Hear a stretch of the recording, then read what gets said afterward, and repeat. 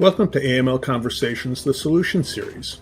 This podcast series focuses on practical information about solutions to challenges you face in your financial crime compliance program. These solutions include managed services, technology, advisory, and third-party risk management. You can access this series and other AML Conversations and This Week in AML podcasts at our website, amlrightsource.com, SoundCloud, or wherever you get your podcasts. Hello and welcome to AML Conversations, the Solution Series. My name is Rachel Dettmer and I'm the Brand Content Manager for AML RightSource. Today I'm joined by our VPs of Financial Crime Advisory, Jonathan McIsaac and Joshua Gubitz. Hi Jonathan, hi Joshua. Hey Rachel, we're delighted to be here and looking forward to chatting with you about implementation support. Yeah, likewise Rachel, thanks for having us. Yeah, look forward to our conversation today. In this episode, we're going to be talking about implementation support. But before we get into that, I would love to understand a bit more about you both. I know that between you, there's over 40 years worth of experience in the advisory field. So tell me a bit about yourselves and what you do, how you got into advisory, and how you would describe the work you do.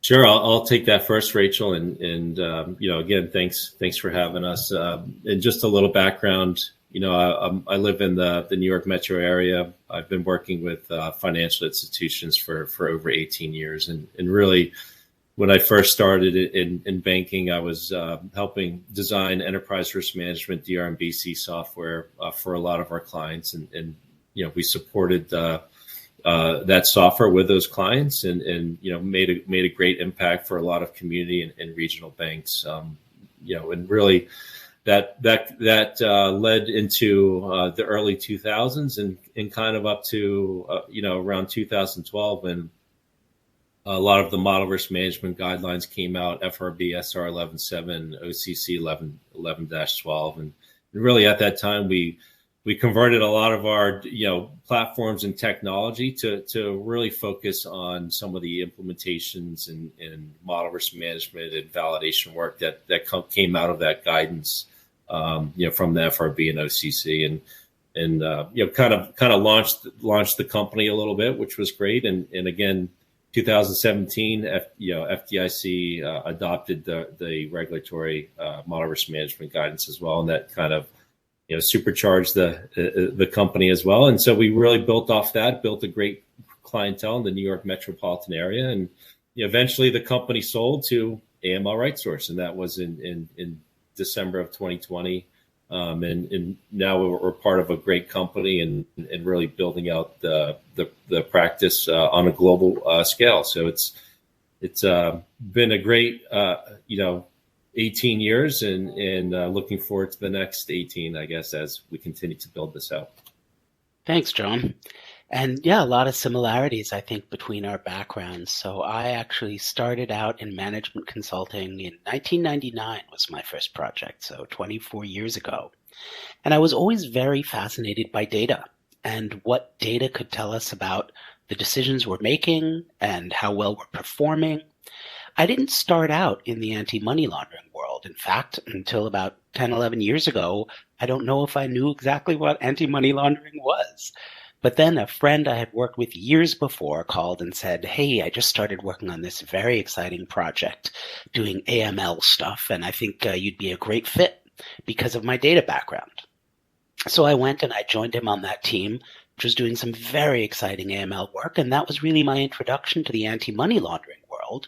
And of course, I found that the data background that I had was very well suited in anti-money laundering just because these are financial institutions, they run on data, so there's an awful lot of data to use. So that was really how I got into the money laundering side of things.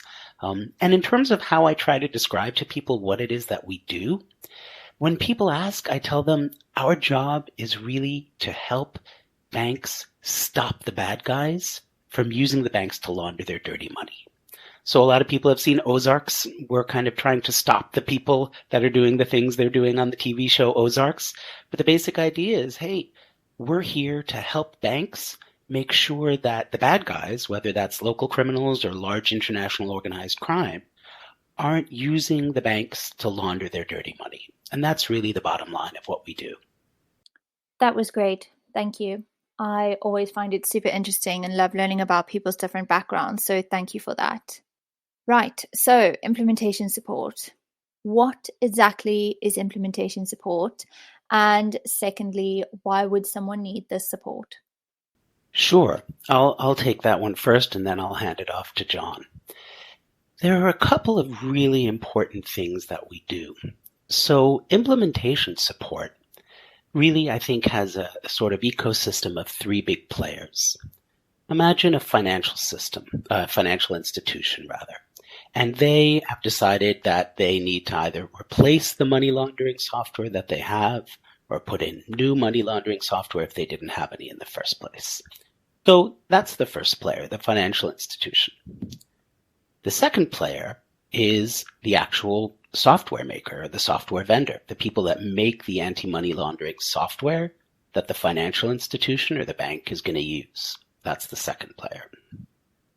So why do you need a third player? What's the role of the consultants and of AML RightSource in that whole process? Well, what happens a lot of the time, and this is true, I would say, in every kind of software implementation, whether it's AML related or bank related or something completely different, is when a bank says, hey, we need some AML software, they have some clearly defined business needs in their minds.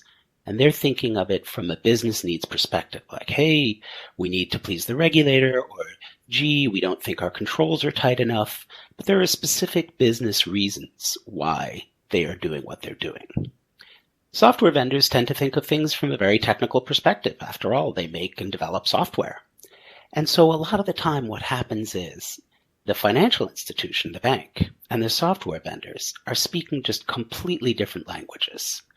The bank is thinking about things in terms of how we can comply with regulations, how we can meet the expectations of our regulators, how we can make sure to plug any gaps in our AML framework. But the software vendor is thinking of things more in terms of data mapping and which fields and which tables and database structure, very technical things that go into making sure that software can actually function the way it's designed to function. And because they're speaking such totally different languages, they often don't end up communicating quite as well with each other as they should, and things honestly get lost in translation very often in those kinds of projects.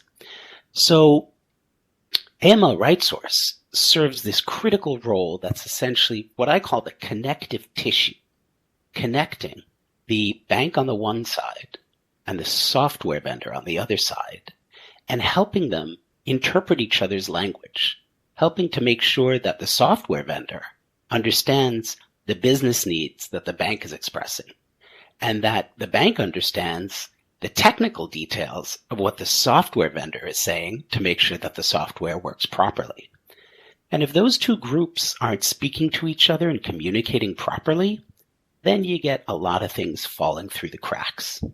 So we are there, almost you could say, as interpreters, but also to sort of create this connective tissue and make sure that everybody involved, all three of the parties, the bank, the software vendor, and ourselves, are speaking the same language, have the same understanding of what the needs are, what the requirements are, what the goals are, so that we can make all of that work together. So I think that role of interpreter and connective tissue between the bank and the software vendor, that is really the most critical reason to have somebody like AML RightSource helping you implement a system. Because I can't tell you the number of times I've seen things go awry because there wasn't someone there helping the parties understand each other and making sure that they were actually talking about the same things in the same way with the same understanding. So that's the really first big piece, and I think one of the most important roles that AML RightSource serves when we help companies with implementations. The second piece is that it's often very difficult to understand why this is necessary and why lots of money and lots of resources need to be devoted to implementing these systems. AML systems, especially in large financial institutions, they don't come cheap. And implementing them and making sure everything goes the way it's supposed to, not only does it tend to involve a lot of time, and a lot of money. But it takes a lot of the bank's internal resources, a lot of them, particularly from the IT department and, of course, the compliance department and all kinds of other folks.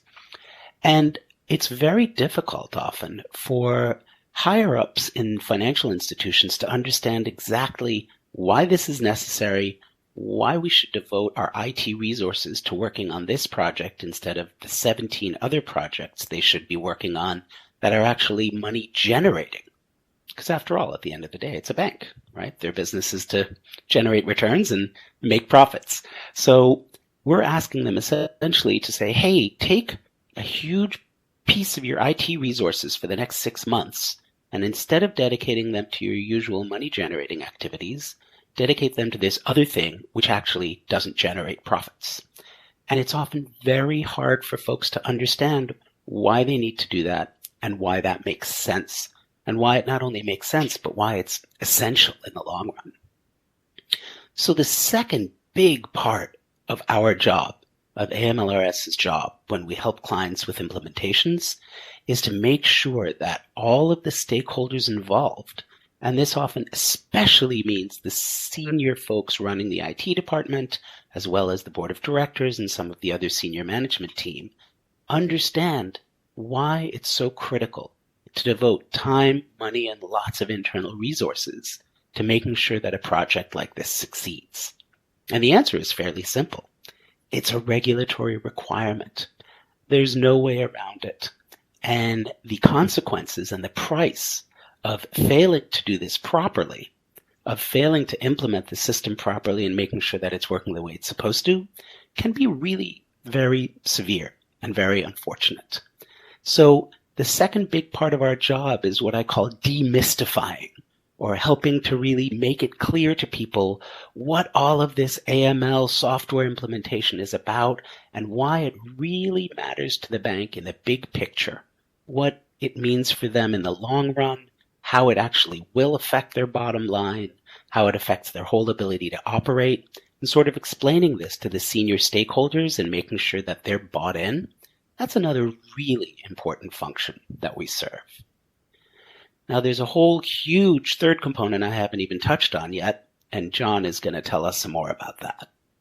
Excellent. Yep. Thanks, Josh. And kind of just to piggyback on what you said, project management and planning, certainly critical piece of an implementation and really needs to be started, well in advance of, if you have a contract, and your existing system is going to be, turned off or put on hold at a certain point in time, you certainly want to plan, well in advance, a year plus, even longer if you have that luxury, which would be great, and really the need of a new system could be because of a number of reasons, right? You could have a critical limitation on your system, which just can't be corrected with any type of manual workflow or mitigating control.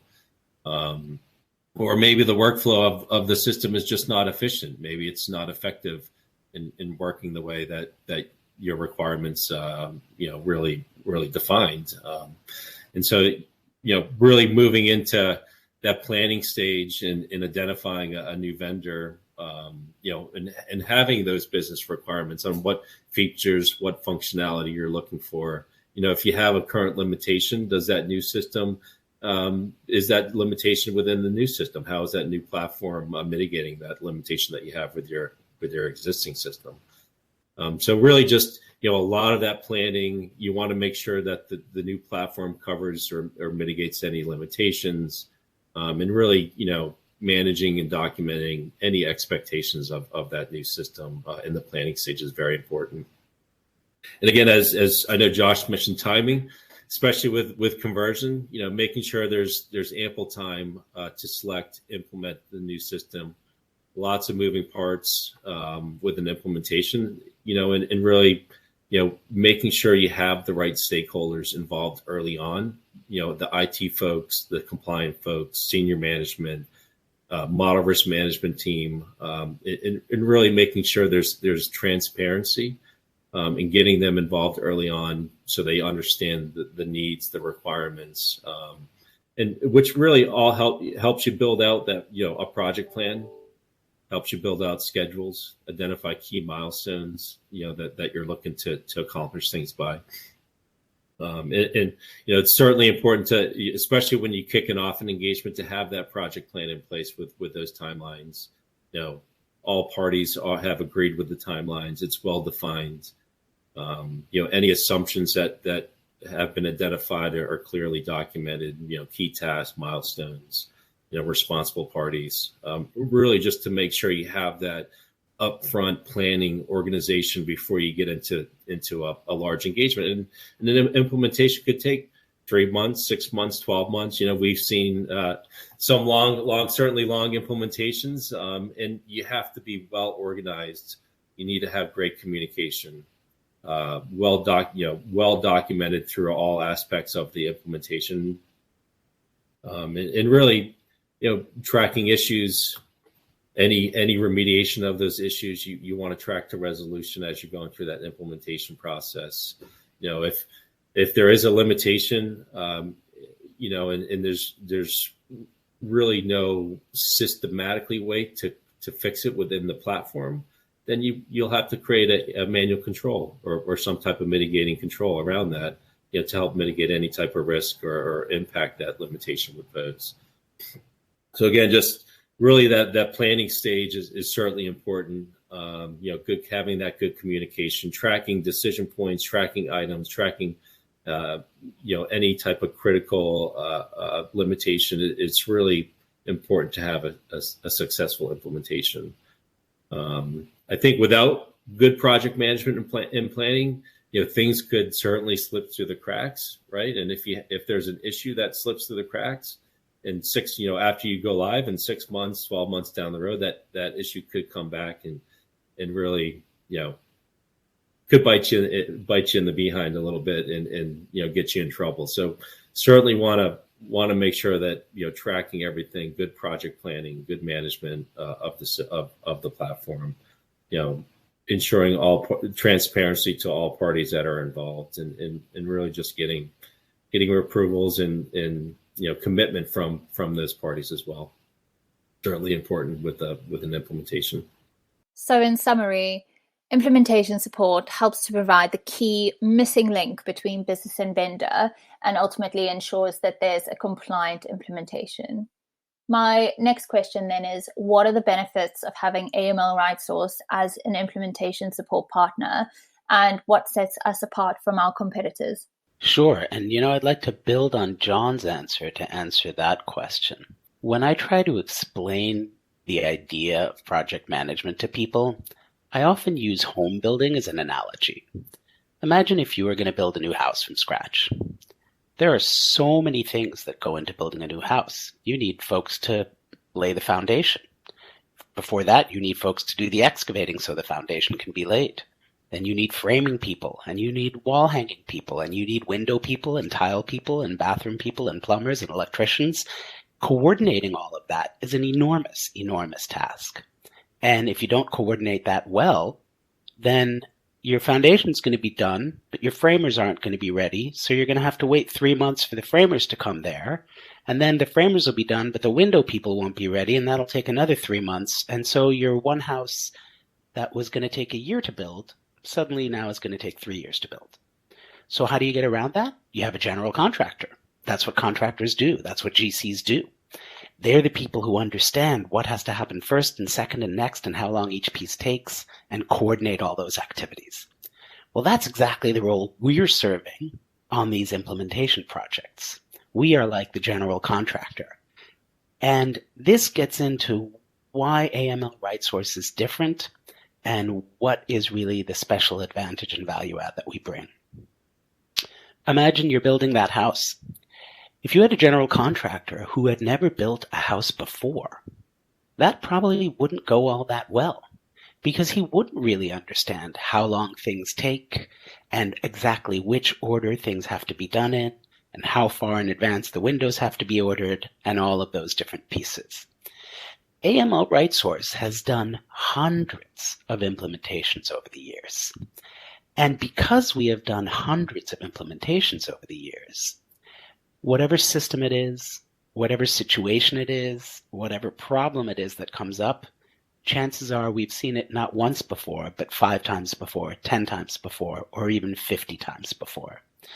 So that gives us a huge wealth of knowledge and background, so we understand how long things are going to take and what needs to be done in advance of which piece, and where folks usually get held up and what they tend to forget about and what usually gets overlooked.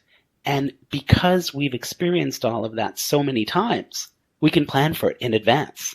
So before the project even starts, we can say, hey, here's where people really tend to run into trouble, or this is a really common issue we've seen with this particular system. So before we even get there, let's think about how we're going to address those problems. So I'd say that it's AML RightSource's breadth of experience and the fact that we have seen all these systems and all these situations so many times before that really gives us a huge advantage over other players in the marketplace, because, of course, we are a dedicated anti-money laundering shop. Anti-money laundering is not a side thought for us. It is our central thought. That's the only thing we do. So I think that's really where the advantage comes in, and I know that John has some things to add to that as well. Yeah, you forgot the most important part. We're fun and easy to work with, I'd like to say. We're problem solvers. We really want to build, strong partnerships with our clients. We're, in a sense, we're not performing an audit, right? Implementation support's not really an audit. We're trying to help our clients have that successful implementation and to make sure, all the required documentation that they need for auditors, examiners, we help compile all that, and to really check all the boxes to make sure that they have that successful implementation and there are no issues, 6 months, 12 months down the road.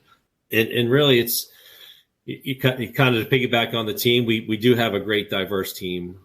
We have former practitioners who have been, BSA and chief compliance officers at banks for many years. We also have a lot of, full-time, I guess we could call them, consultants like myself and Josh, who have been, really involved in some of the technical stuff in managing these type of engagements for a long time. And we also have, the real senior technical folks who know how to do all the data mapping and all the technical things that have to be done, which is one of the most important things I think on an implementation is, garbage in, garbage out. You need to have good quality data because the system really can't function unless you have that good quality data within there. So, I guess to sum it up, we're fun people to work with, and we're really just looking to build a good relationship and have that successful implementation. Fantastic. Well, thank you, Jonathan and Joshua, for your time today. Join us in our next segment as we continue the conversation and go into more detail about the different types of systems and the key things to pay attention to during implementation. But that's all for today. So thanks again for joining us, and thank you both for your time. Thanks, Rachel. See you next time. Thanks so much. Take care. Thanks for listening to this episode of AML Conversations, the Solution Series. More episodes will be posted in the coming months. If you find this installment interesting, there is more great content at amlrightsource.com. If we can help you with your financial crime compliance needs, schedule a meeting on our website. Together, we can reimagine compliance.